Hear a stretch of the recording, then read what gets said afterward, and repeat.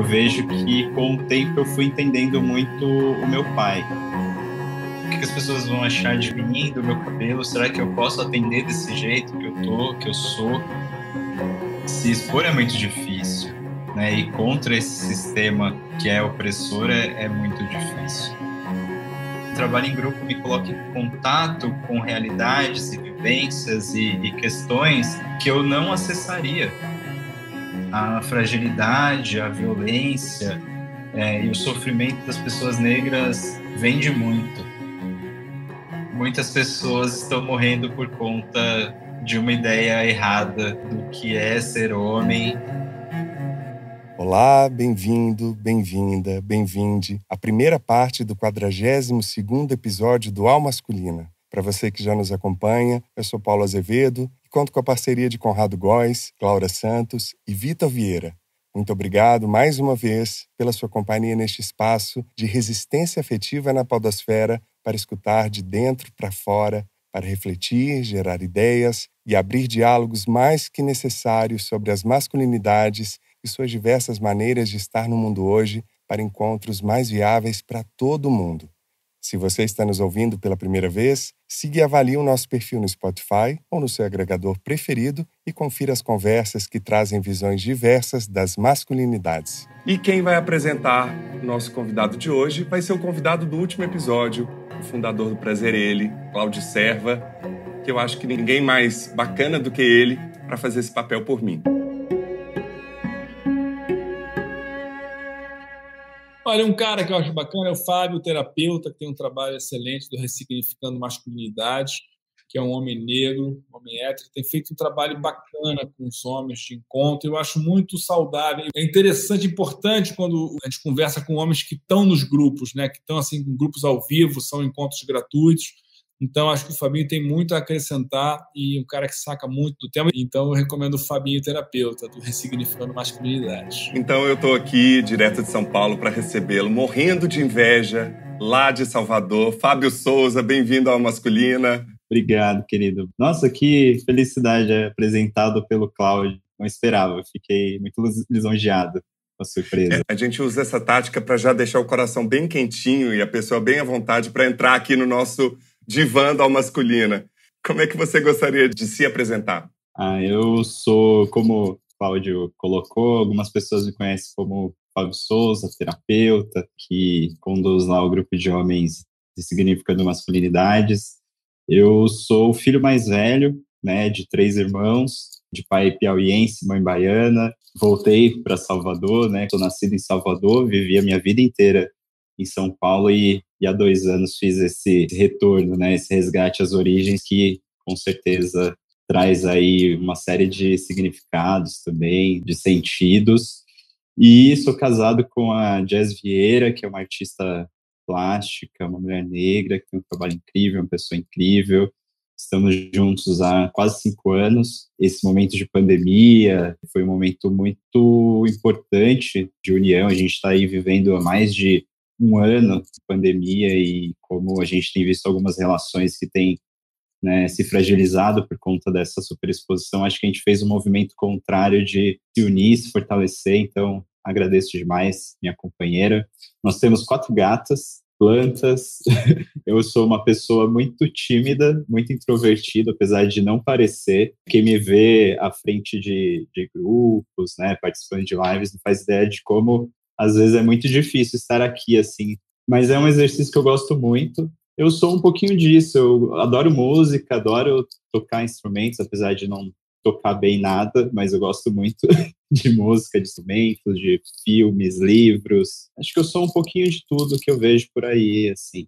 Uma miscelânea, em construção ainda. Que coincidência, meu pai também é piauiense, eu tenho um carinho enorme por Salvador, e assim como você também sou apaixonado por pets, tenho uma cachorra, que é a Tarsila, que também foi um amparo nessa pandemia, e concordo com você que a gente, quando se coloca nessa questão, nesses temas, a gente ultrapassa a timidez para poder se colocar em movimento, em construção e eterna revisão daquilo que a gente pensa e daquilo que a gente é. Fábio, quais foram as suas primeiras referências sobre as masculinidades? Como a maioria das pessoas que tiveram um pai presente, né, eu acho que meu pai é uma referência.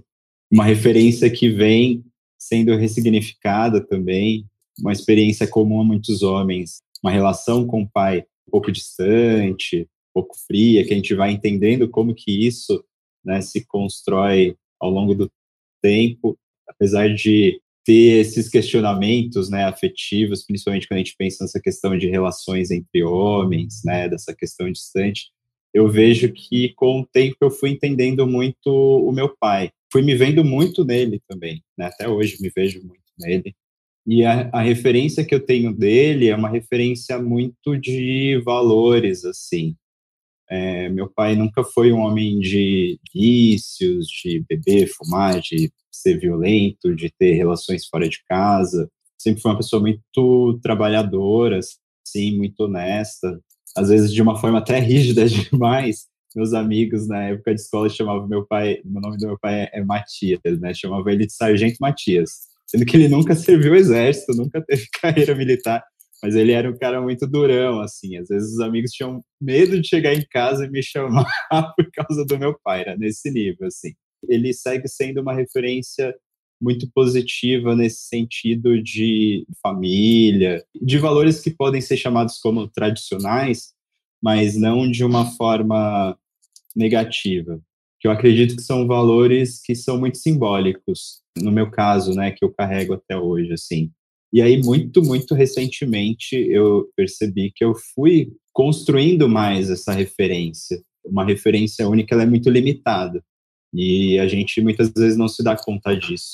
Né? E eu percebo que depois de adulto, entendendo mais essas questões das masculinidades, as questões afetivas, de relações, enfim, eu fui encontrando outros referenciais, né? Outros valores que eu reconhecia em outros homens que eu entendo que eu não tive na minha construção, que me trazem essas faltas. Muitas vezes eu nem sabia que eu tinha, assim, homens mais velhos, ou até mesmo pares, né, homens da minha idade, assim, que eu vou fazendo essa construção, assim, contínua.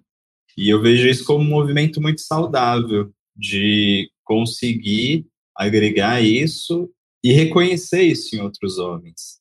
É muito construído nesse lugar de se distanciar, os homens terem relações mais frias mesmo, mais distantes, né, de não elogiar, de não reconhecer coisas positivas em outros homens. Eu vejo isso de uma forma muito saudável. Tenho lembranças, assim, primeiras lembranças de ir até o centro de São Paulo com meu pai, comprar vinil, comprar CDs, assim, que ele adorava. E muitas das coisas que eu escuto hoje são influências dessa época, assim, que vem do meu pai. Acho que a gente tem essa relação que eu tenho, né, com ele, na verdade, através da música, né, muito forte, assim. Mas não tem essa coisa que a gente pode chamar de uma baianidade na minha vida, não foi construída. Eu acho que eu venho para cá também para encontrar um pouco mais disso. Acho que é um processo que está acontecendo também. E você é formado em publicidade, atuou um tempo na área, até que fez uma transição em 2019, se formando como psicoterapeuta junguiano. O que te levou para essa transição e como é que foi essa reviravolta profissional na sua vida? A psicologia na minha vida, ela tem uma história, assim, que eu acho que ela é muito presente. Minha primeira opção, quando aquela época de vestibular, você está saindo da escola, enfim, foi a psicologia. Acho que muito naquela coisa adolescente, né, vários conflitos, que eu sempre fui de pensar muito. Até hoje eu sou uma pessoa muito de pensar. Eu falo pouco, eu sou um observador, assim. Eu não sei até que ponto isso tem a ver com essa questão de construção, né, de masculinidade e tudo mais, mas eu sou uma pessoa que é muito observadora. E eu ficava pensando, se eu estudar psicologia, eu acho que eu vou conseguir entender algumas coisas que estão acontecendo e que acontecem, que eu não sei explicar.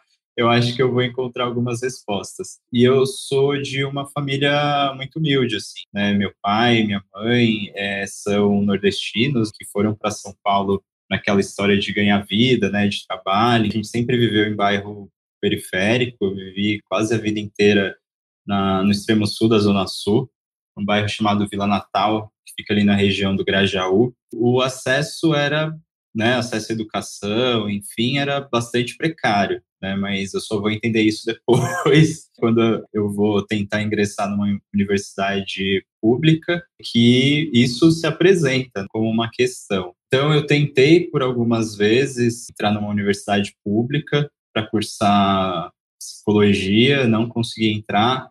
Aí depois tentei para letras, porque falaram que se eu entrasse por letras, que era um curso que tinha mais vagas, talvez depois eu conseguisse migrar, enfim, fazer essas coisas, eu também não entrei. E aí combinou com o ProUni, né, e o Enem, enfim, como uma forma de ingresso na universidade. Prestei para o ProUni e consegui uma bolsa para cursar a universidade particular. E aí é uma questão que até hoje eu fico pensando, por que eu escolhi a publicidade? Eu tinha algumas opções de curso para escolher, era uma coisa meio que pré-definida, assim, que instituições e cursos eu poderia escolher. Talvez a publicidade era um curso que tinha disciplinas que estavam ali uma questão de humanas, né, muito mais próxima, né, que conversa, assim. E hoje é muito significativo entender como que, às vezes, a vida ela vai acontecendo, assim. Quando você tem poucos recursos, né, e pouco acesso, e até mesmo como a questão racial atravessa, às vezes a gente só vai vivendo, assim. Parece que as oportunidades vão acontecendo, a gente vai abraçando e a gente não escolhe, porque a gente nunca pôde escolher. Eu nunca pude escolher. Para mim, escolher é muito recente. Saber que eu posso escolher, que eu posso ter opções, que eu posso decidir o que eu vou fazer é muito recente. E aí eu entrei para fazer análise, muito motivado por um fim de um casamento. E ali, né, na análise que a gente vai cavando e, né, rememorando e trazendo várias coisas, a psicologia voltou com uma força muito grande, assim, como algo que para mim fazia muito sentido. Eu já trabalhava há anos com publicidade, estava há anos infeliz. E aí foi assim que eu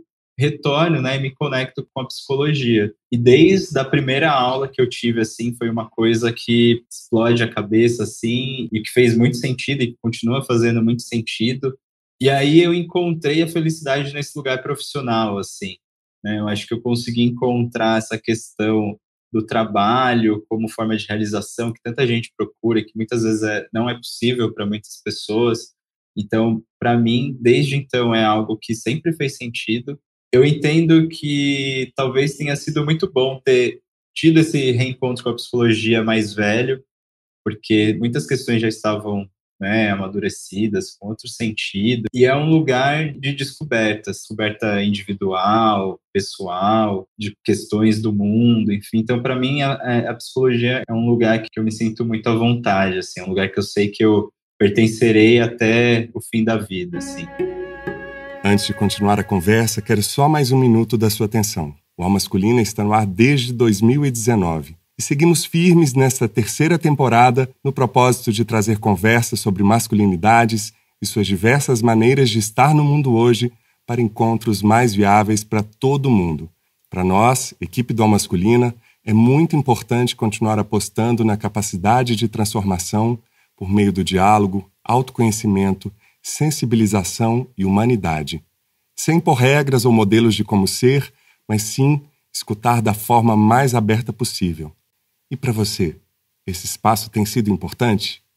Cada episódio envolve 4 profissionais em um trabalho intenso de produção e pesquisa, um processo que vai da escolha dos nossos convidados e especialistas, pensar na melhor forma de aprofundar cada assunto e conversar com pessoas que possam contribuir com suas vivências e visões sobre o nosso tema ponto de partida, as masculinidades. Depois da gravação, o trabalho continua.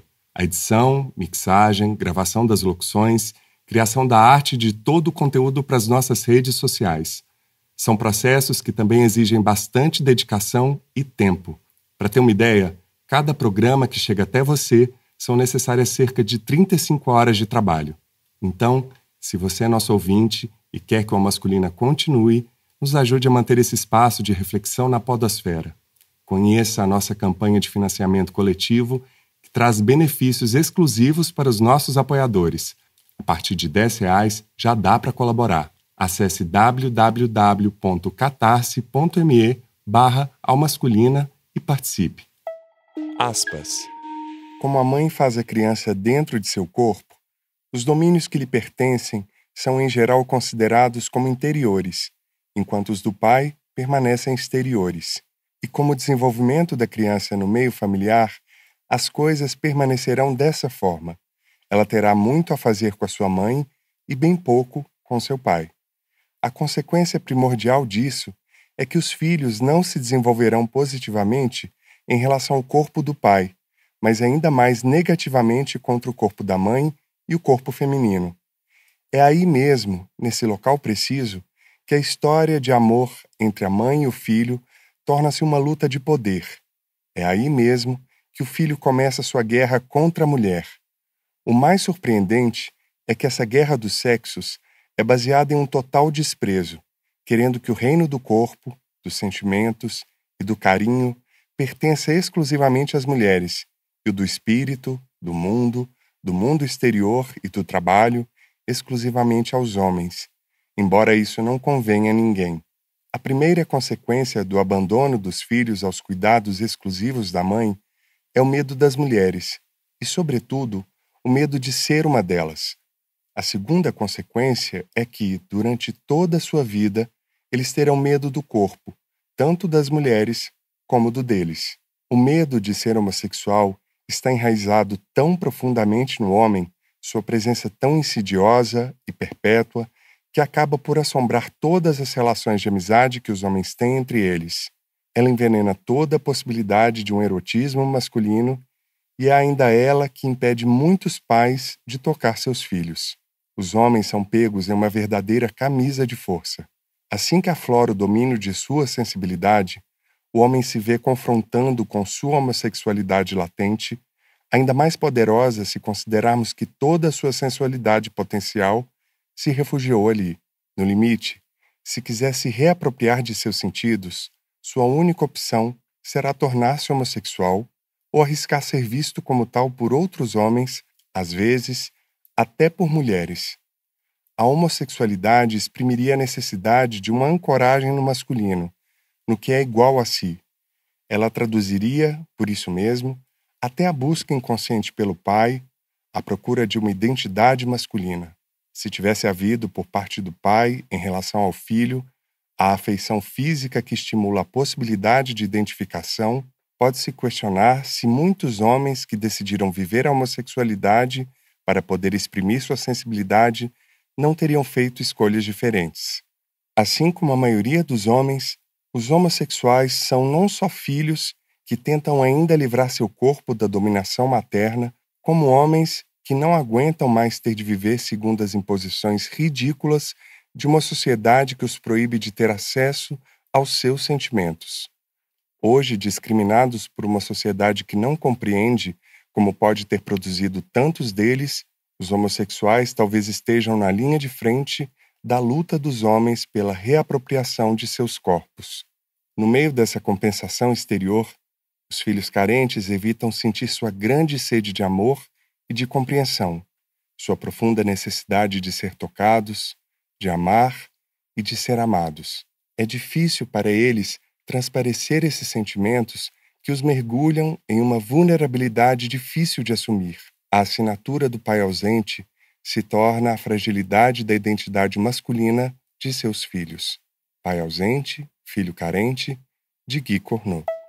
Esse livro do analista, escritor junguiano-canadense Guy Corneau traz a psicologia masculina de uma maneira muito audaciosa, com questionamentos mais frequentes como por que os homens têm medo de intimidade, por que alguns recorrem à agressividade, por que muitos se sentem compelidos a assumir o papel de heróis, de eternos adolescentes, de conquistadores ou de meninos comportados.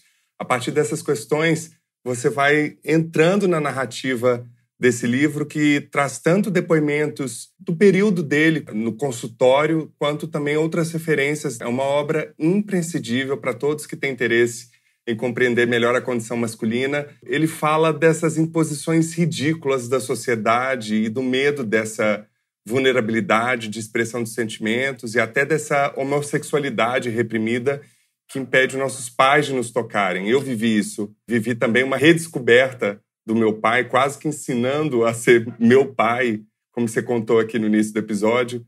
Como é que você vê isso tudo na sua realidade? Você percebe esse caminho doentio da masculinidade que nos coloca em eterna vigilância em relação aos outros? A nossa construção, né, enquanto ser social e coletivo, é uma construção pautada muito muito na repressão mesmo e na opressão. Não só as que a gente sofre, mas as que a gente, de alguma forma, aprende ou é educado, por assim dizer, a reproduzir. Me parece que esse lugar é um lugar muito familiar nosso, enquanto homens. E dependendo do contexto, é um lugar bastante cômodo também, bastante confortável. Se expor é muito difícil, né? E contra esse sistema que é opressor é muito difícil. Do ponto de vista da teoria, né, e até hoje no grupo de estudos a gente estava falando sobre isso, sobre essas questões dos homens, né, e como que a experiência pessoal ela está intimamente relacionada a como, né, nós homens vamos nos comportar e como que a gente vai construir essa ideia de masculinidade, enfim, mas como que esse lugar social e coletivo, ele muitas vezes atravessa esse lugar de origem. Por mais que talvez uma pessoa tenha um lugar de extrema liberdade em casa, né, com um pai e uma mãe que respeite, né, a sua individualidade, que respeite a sua natureza, né, a sua forma de expressar, muitas vezes fora de casa, o contrário é o que vai ser o normal. Então, como que isso às vezes gera esses conflitos? Eu me lembrei que na adolescência, eu e um grupo de amigos, eu nem lembro quantos anos eu tinha, eu devia ter no máximo 18 anos, talvez eu tivesse menos. E a gente decidiu que a gente ia na parada gay. Eu falei para minha mãe, para meu pai em casa, aquela coisa, né, de quando você é mais jovem, você fala para onde você vai, assim, e assim, de uma forma muito tranquila, muito natural, assim. Ah, mãe, a gente vai na parada gay domingo e tal, não sei o quê. Eu lembro da cara da minha mãe, assim, mas por que que você vai? Aí eu falei, então, falaram que é legal, que tem música, um monte de gente, então a gente vai lá ver como é que é. E houve, assim, um questionamento muito ostensivo, assim, por parte deles, assim, do que eu ia fazer lá, por que eu estava indo. Eu acho que eles esperavam que eu dissesse alguma coisa, né? Ah, eu sou gay, alguma coisa assim, ou não sei. Mas era só mesmo uma curiosidade de conhecer um evento, né? Que chegou e falaram que era legal. Então, como que essa repressão, às vezes, ela aparece de uma forma até muito sutil, né? Porque eu lembro que ela não queria que eu fosse, de jeito nenhum, já que não tinha um motivo, né? Como assim você vai lá simplesmente? Aí eu também não sei até que ponto não tem esse lugar desse medo, né, que a gente vê sendo reproduzido. Nossa, meu filho vai lá numa parada gay, vai voltar gay, né? Essas fantasias, né, que se criam e que, por mais que sejam estranhas, a gente escuta até hoje. É contagioso, né? A alegria é contagioso. Quando a gente vê conservadorismo e essas repressões de como a exposição de relações homoafetivas devem ser evitadas para não influenciar outras pessoas, né, como se fosse algo possível, é interessante de se pensar como essas repressões elas também aparecem de forma muito, muito sutil. E é curioso que essa mesma repressão não acontece com cenas de violência, de assassinatos, ou cenas de extrema pobreza, ou cenas de corrupção. Isso não influencia eticamente um jovem dentro da sua ética, dentro da sua formação de caráter? Quanto que a união de Estado e religião e moralidade e ética coloca essa castração do corpo num lugar tão prioritário em relação a outros valores? Talvez se você tivesse dito para os seus pais que você ia num bordel, num puteiro, talvez está aqui a chave do carro, filha, preciso de dinheiro, né? E, Fábio, em que momento que você estava quando você criou o Ressignificando Masculinidades? Quem que era você nessa época e por que criar isso? Eu estava na conclusão, né, da especialização que eu estava fazendo para psicologia analítica. Há algum tempo, assim, eu vinha pesquisando sobre essa questão das masculinidades, mas de uma forma muito na curiosidade mesmo. O fim do meu primeiro casamento foi um lugar, assim, de divisão de águas. Como eu falei, eu entrei na análise no fim dessa relação. E aí, como muitas coisas passaram a ter sentido, né? Coisas que aconteceram no casamento, como eu adotei. Hoje é mais fácil perceber, né? Eu falei que meu pai tinha esse lugar desse homem mais tradicional, conservador. Como que eu adotei uma posição do homem provedor. quando eu me casei. E a questão de estar infeliz no trabalho e de me manter numa posição que eu não queria, porque eu tinha que sustentar aquela estrutura familiar, e como isso me gerava uma infelicidade muito grande, como eu tinha muito forte a questão de reprimir tudo que eu sentia e como isso às vezes explodia, né, em acessos de raiva, de gritos, enfim. Na análise, muitas coisas passaram a fazer sentido, né, dos porquês do que as coisas aconteceram. E aí, a partir daí, eu fui entendendo o primeiro contato, assim, que eu tive mesmo com isso que hoje a gente chama, né, das masculinidades, desse estudo, dessa coisa, enfim, foi a Jéssica que me trouxe. Ela um dia me falou: eu assisti um documentário que deve ser interessante você assistir. Eu não imaginava que vocês passavam por essas coisas, e eu não fazia ideia do que ela estava falando. E esse documentário era o The Masculine Living. E a gente assistiu junto, e eu lembro que eu chorei tanto.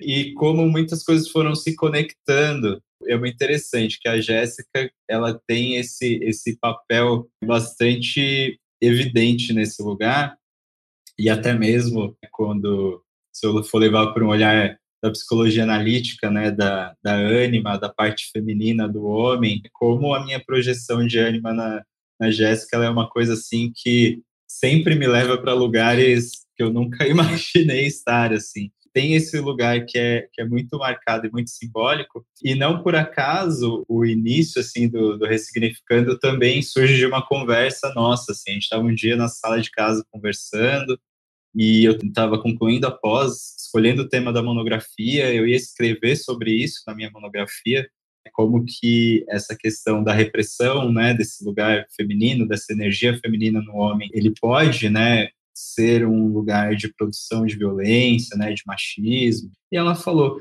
que você vai fazer com essas coisas que você está pesquisando aí para sua monografia? Aí eu fiz: como assim, o que eu vou fazer? Ela falou: não, porque você podia compartilhar isso, podia fazer alguma coisa com isso. Você está estudando um monte de coisa que é muito legal, mas não é uma coisa que é o comum, assim, que todo mundo tem acesso. E eu fiquei assim, falei: não, como assim? Não é nada demais. E muito desse lugar também de não me expor. Não quero me colocar para nada nesse lugar.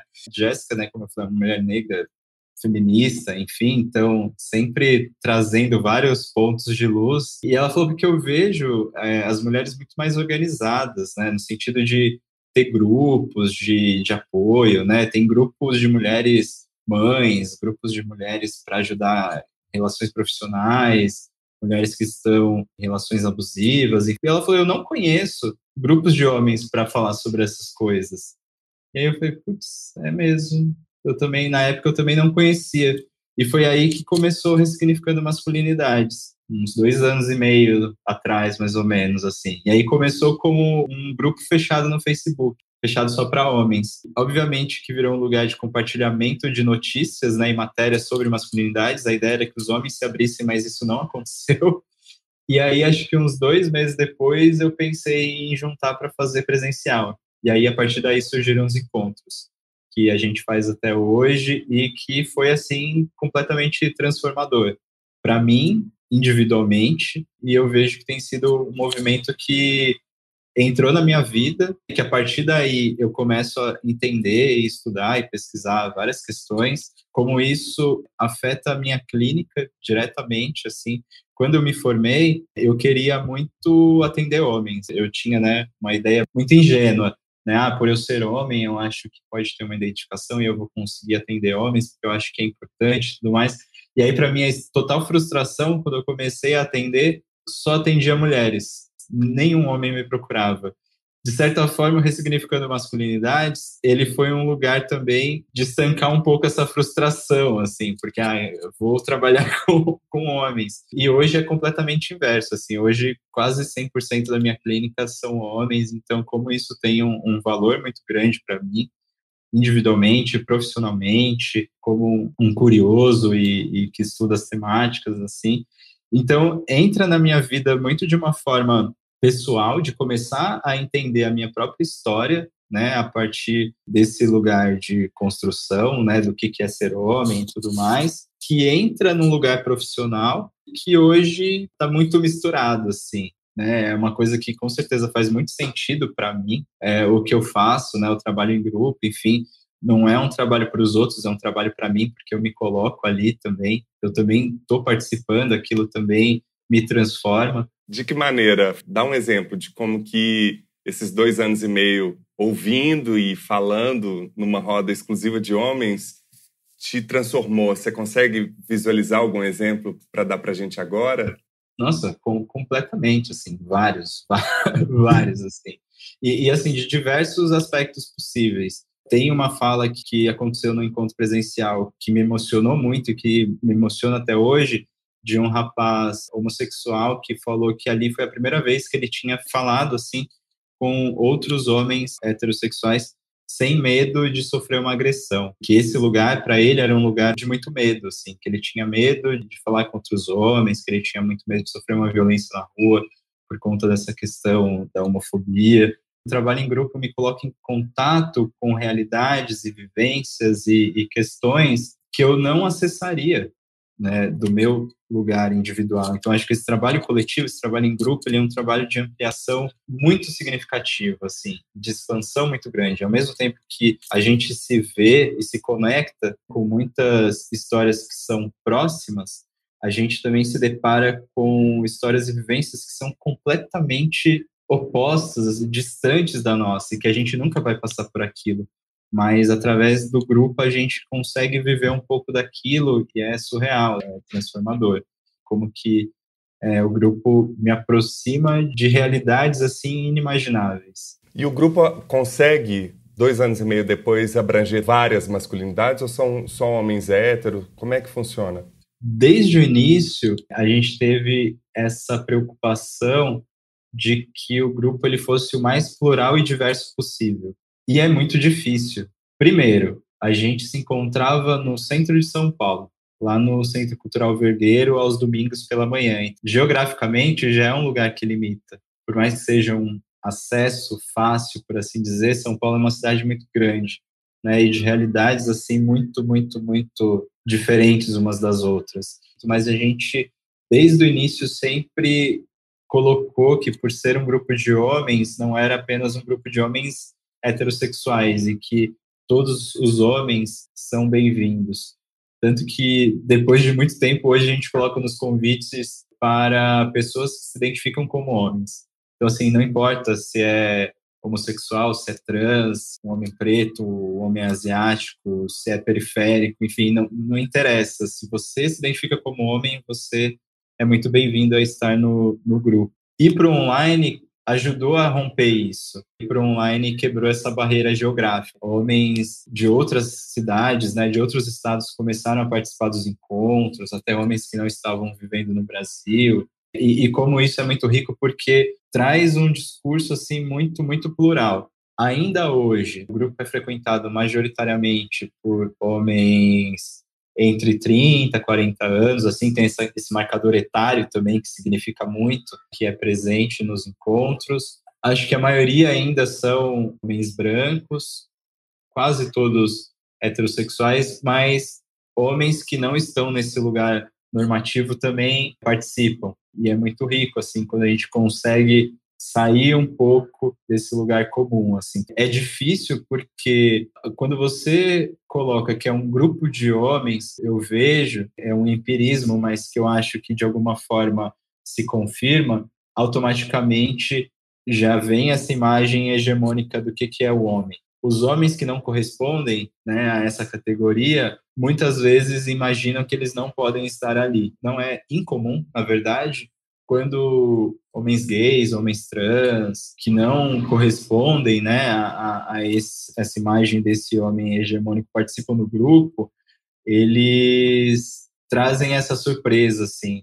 Falam, nossa, eu não imaginava que vocês estariam aqui falando sobre isso. Como é muito significativo para eles também. Entender que homens heterossexuais também estão tendo essa conversa, que é algo que a gente vê sentido em falar sobre tudo isso. A questão do acolhimento, a gente sempre preza para que seja um lugar sem preconceito, sem julgamento, É bastante gratificante também, quando a gente entende que o que a gente acredita e como a gente realmente quer que o grupo seja é percebido por outras pessoas. Acho que é meio que uma confirmação, assim. E confirmando esse seu raciocínio, essa sua percepção, quando eu fui a convite do Rafa Rios no grupo de vocês, eu fiquei muito impressionado com o espaço de confiança e abertura que as pessoas tinham para falar. Nesse dia, inclusive, eu vi um depoimento muito parecido com esse que você contou, de um homossexual se sentindo confortável para estar entre homens heterossexuais e não se sentir ameaçado. E me impressionou também que é a constatação que a gente sempre faz, né, Fábio, quando entra nesse assunto, que quase ninguém corresponde à hegemonia ou essa heteronormatividade, né? Então, quase ninguém cumpre esse papel. Desculpa, Fábio, mas eu acho tão surreal a gente se pautar por algo que ninguém é, na verdade, assim, que é uma porcentagem tão mínima, se você for considerar essa pirâmide ou essa corrida por esse pódio do primeiro lugar da heteronormatividade. Se você não é caucasiano, então já elimina grande porcentagem da população mundial. Se você não é rico, se você não é forte, se você... Que prisão louca a gente ainda hoje topa, né? E vive as consequências disso, e não só os homens, né? Fora do mar. Você já se sentiu como peixe fora d'água, inadequado? Você já se sentiu fora do mar? Com certeza. Inclusive, é para eu contar uma história, alguma coisa assim? Eu não sei. Se você quiser trazer um exemplo concreto, a gente adora situações. Assim como vários outros meios profissionais, né, a psicologia também é um lugar que majoritariamente é branco, né, desde a maioria ali dos seus pensadores até as pessoas que atuam. E quando eu comecei a atender, eu tinha o cabelo parecido com o cabelo da foto que você usou de divulgação, que era mais armado, assim, e tal. E eu não via outras pessoas que eram parecidas comigo, assim, né? Então, esse lugar, assim, de não se ver em outros profissionais, e hoje eu conheço muitos outros profissionais negros que são referências e se tornaram amigos e me faz me reconhecer nesse lugar, mas o início foi um lugar, assim, de peixe fora d'água, de medo, de pensar... O que as pessoas vão achar de mim, do meu cabelo? Será que eu posso atender desse jeito que eu tô, que eu sou? Eu acho que tem esse atravessamento profissional / racial / masculinidade também, porque é uma área que 80% são mulheres, tem um pouquinho de cada coisa aí. Cá entre nós. E por que é importante discutir sobre as masculinidades hoje? É importante porque muitas pessoas estão morrendo por conta de uma ideia errada do que é ser homem e de como que a gente, de alguma forma, é levado a sustentar essa ideia. Então, quando eu penso nisso, eu vou por um lugar extremo, porque eu acho que é um lugar inquestionável. Assim, se a gente pensa em algo que faz com que outras pessoas morram, é por isso que a gente precisa falar. Óbvio que tem muitas outras questões, mas eu acho que essa é uma máxima. E aí são várias pessoas. São mulheres, são homens, travestis, pessoas LGBT+, pessoas negras, enfim. Tem muita gente morrendo por conta de uma ideia errada que foi colocada aí, que a gente tem sustentado até então. Escuta aqui. Chegou o momento das dicas, livros, filmes, música, o que você quiser trazer pra gente relacionado à nossa conversa. Eu assisti um filme recentemente que se chama Paterson, com Adam Driver, que fez o História de um Casamento, que é um filme também muito legal, que já fica como uma dica também. Eu não tinha pensado, mas eu usei ele só para referência, que é um filme que fala sobre um homem que ele é casado, ele tem uma vida comum. É quase como se fosse uma rotina assim bem monótona, né? Que as coisas acontecem de uma forma muito parecida sempre.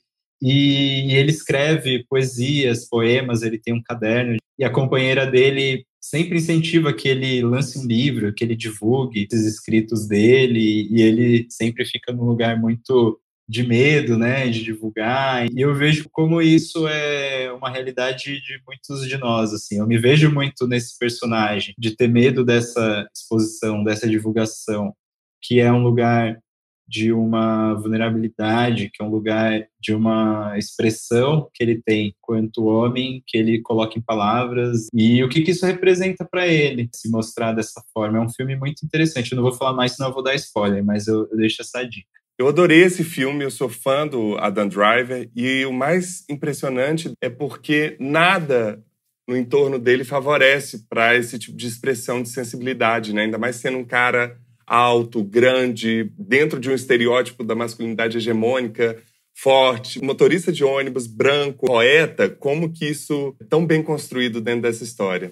Gostei muito. Livros, diálogos contemporâneos sobre homens negros e masculinidades, organizado pelo Henrique Restier e o Rolf Malumi de Souza, que é uma coletânea de artigos de diversos homens negros. É um livro nacional recente. Para mim é uma leitura obrigatória. Eu acho que ele traz diversas camadas, né, das masculinidades negras. É um livro que possibilita ter acesso a muitos lugares. Que para mim é quase um livro de cabeceira, assim. Eu sempre consulto, sempre tenho ele à mão. Eu acho que é um livro que vale muito a pena. Tem esse que eu comecei essa semana, eu não terminei, mas já é uma indicação, chama O Avesso da Pele, do Jefferson Tenório. E esse livro, que ele me emociona, assim, desde o prefácio, assim. A pessoa que escreveu o prefácio já me emocionou. E ele vai contando uma narrativa de um homem negro que é o pai dele. Então, ele vai contando a história do pai dele como se ele estivesse escrevendo para o pai dele. Então, acho que a forma de escrita já é uma forma muito íntima, assim. Ele vai contando, porque você, quando tinha tantos anos e foi parado pela polícia e não sei o quê, você não sabia, mas você estava sofrendo racismo e não sei... E aí ele vai construindo, assim, uma narrativa de fatos que são tão próximos e de uma forma tão bela e dura, que é muito louco, assim. Eu fico emocionado de falar do livro, porque ele é um livro que ele tem essa capacidade de ser belo, duro e real, e tudo ao mesmo tempo, assim, que você não consegue separar a fantasia da realidade, da crueldade. É tudo muito bem amarrado, assim. Então, acho que é um livro que vale muito, muito, muito a pena. Para sair até de um lugar técnico. Tenho muito essa coisa de ficar muito em livro técnico, e aí eu tive uma enorme felicidade, assim, de me encontrar com esse livro. Ele é um livro excelente, assim, fundamental. E o documentário do Emicida, o Amarelo é Tudo Pra Ontem, eu acho que quem não viu, apenas veja, fundamental, pensando também nessa questão de construção, de perspectivas e do lugar das pessoas negras. Eu acho que o Emicida, ele é uma pessoa que ele constrói futuros possíveis que são futuros positivos. A fragilidade, a violência e o sofrimento das pessoas negras vende muito. E eu acho que ele vai contra tudo isso, assim. Eu acho que ele vai para um lugar de empoderamento, de construção de possibilidades, de uma narrativa feliz no sentido de que é possível, por mais que seja difícil, e que tira desse lugar único da dor e da fragilidade, da vulnerabilidade que muitas vezes as pessoas negras são colocadas, não por acaso. E tem me incomodado muito o sofrimento de pessoas negras como mercadoria e como entretenimento. Eu acho que ele leva a gente para esse outro lugar. Ele está indicado a um prêmio importantíssimo internacional como performer. O disco dele é o mais ouvido no meu Spotify, e é o que tem me sustentado. São essas pequenas alegrias da vida adulta e a maneira como ele se coloca também no papo de homem. É um ser humano com uma completude e que lida muito bem com a sua raiva, colocando ela na construção de ações possíveis, como você disse. Eu trouxe 4 dicas. A primeira delas é o Judas e o Messias Negro, do ano passado, né, um filme baseado numa história verídica que conta a ascensão e queda de Fred Hampton, que é um ativista dos direitos negros e revolucionário líder do Partido Panteras Negras. E é muito interessante, o que mais me chamou a atenção nessa história é como que a gente às vezes chapa por desconhecimento e ignorância essas figuras tão importantes, desconsiderando a humanidade delas. O filme traz essa relação dele, um cara super jovem, traz também essa faceta louca da manipulação da polícia, do FBI, que usa um jovem para se infiltrar dentro dessa organização, causando o assassinato desse líder. E o filme conquistou vários prêmios, dentre eles o Oscar de melhor ator coadjuvante para o Daniel Kaluuya, que é um super ator. E mostra também como que a disputa por narrativas também se dá no lugar da igualdade, né? Os Panteras Negras, eles tinham propósitos muito mais amplos, queriam apostar numa luta de classe, de raça, que contemplasse também a infância e a juventude. Muito interessante. Está disponível no YouTube Play, no Now, no Look, no Google Play.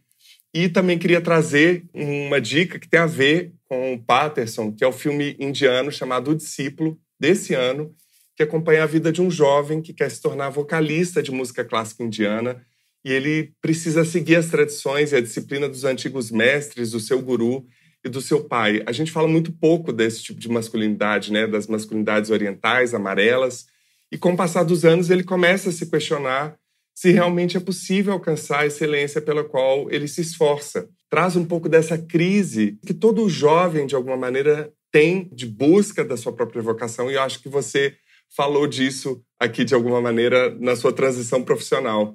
Fala sobre conquistas, medos, que ganham cada vez mais camadas quando colocamos em contraste com a rígida cultura indiana, que, por outro lado, tem um aspecto da espiritualidade que está muito conectado com essa cultura. É ideal para fãs de música, para quem quer repensar a masculinidade numa outra realidade e, acima de tudo, para quem gosta de filmes com ótimos comentários sociais. Está disponível na Netflix. E um filme brasileiro que fala sobre a juventude enfrentando dilemas seríssimos, que é o M8, Quando a Morte Salva a Vida, do Jefferson D. Fala sobre coisas muito importantes, urgentes, como a questão da etnia e como essa etnia sobrevive numa sociedade racista por meio da história do Maurício, que é um jovem que acabou de entrar numa faculdade, na Faculdade Federal de Medicina do Rio de Janeiro, um jovem negro, e que na primeira aula de anatomia ele conhece M8, que é o cadáver que servirá de estudo para ele e os amigos. E durante o semestre ele vai enfrentando uma série de crises, porque todos os cadáveres disponíveis ali são corpos negros. Muitos deles, a gente não sabe a origem, são disponibilizados para a Faculdade de Medicina como indigentes, enquanto tem mães à procura desses filhos. Enfim, um filme muito interessante, que está disponível na Netflix e é baseado no livro homônimo do Salomão Polakiewicz, que fala de relação interracial, racismo, violência policial contra a população preta, religiosidade, ancestralidade. Tudo isso no momento em que você é jovem, já tem conflito demais para lidar. E, por último, uma série que mexeu muito com a minha cabeça, eu tenho certeza que você vai adorar, Fábio, que é 8 em Istambul, que, na verdade, a tradução para o português é essa, mas é uma série que lá fora chama Ethos. É uma série que, na verdade, ela constrói um mosaico psicológico e cultural da Turquia que tem tanto a ver com a gente, principalmente nesse momento, que mostra como que a sociedade e as pessoas se adoecem pelo clima de medo, de insegurança, de ressentimento. Os personagens vivem um avanço do conservadorismo do atual presidente turco. Qualquer semelhança é mera coincidência com o Brasil, e mostra como que esse autoritarismo afeta e adoece coletivamente todo mundo. A série traz personagens profundos, complexos, que estão atrelados à protagonista, que é Meryem, que é uma estudante pobre de uma família conservadora, residente na área rural de Istambul. Tudo isso traz uma questão que é porque, afinal, a gente se permite reprimir nas nossas emoções. Inclusive, tem um dos personagens que reflete muito a opressão da masculinidade hegemônica dentro de uma sociedade tão rígida quanto a turca, que inclusive tem a questão da camada religiosa muito presente ali. É uma série incrível, são poucos episódios, tem a primeira temporada apenas disponível e vale muito a pena.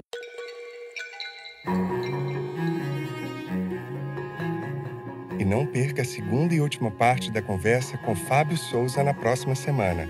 Ele comenta o quadro Lugares Comuns, responde a pergunta enviada por um convidado especial e muito mais. Siga as nossas redes sociais, no Twitter e no Instagram, @almasculina, e se inscreva no nosso canal no YouTube. Também visite nosso site e conheça todos os episódios na íntegra, além da transcrição do Aspas, Lugares Comuns e todas as dicas do quadro Escuta Aqui. Anote aí, www.comcultura.com.br/almasculina. Comente, compartilhe os posts e leve a Alma Masculina para mais gente. E colabore para manter o Alma Masculina no ar por meio da nossa campanha de financiamento coletivo. Saiba mais no site www.catarse.me/almasculina.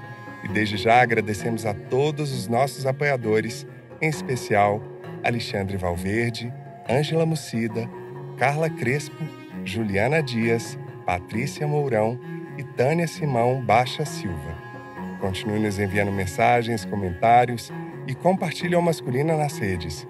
Gostaria também de agradecer aos nossos convidados, Fábio Souza e Altaíde Souza. E também não posso deixar de agradecer Cláudio Serva, Soraya Azevedo e a todas as pessoas que acompanharam a gravação ao vivo deste episódio pelo nosso canal no YouTube. Acompanhe as próximas. Alma Masculina é feito graças a Conrado Góes, na trilha sonora original e mixagem, @Conza01, Glaura Santos na identidade visual e arte, @Glaura Santos, Vitor Vieira nas fotos, @Vitor Vieira Fotografia, e eu, Paulo Azevedo, na idealização, roteiro, edição e apresentação, @Paulo Azevedo Oficial. Esse podcast é realizado pela Concultura. E você que nos deu o prazer da sua companhia até aqui, muitíssimo obrigado e até semana que vem.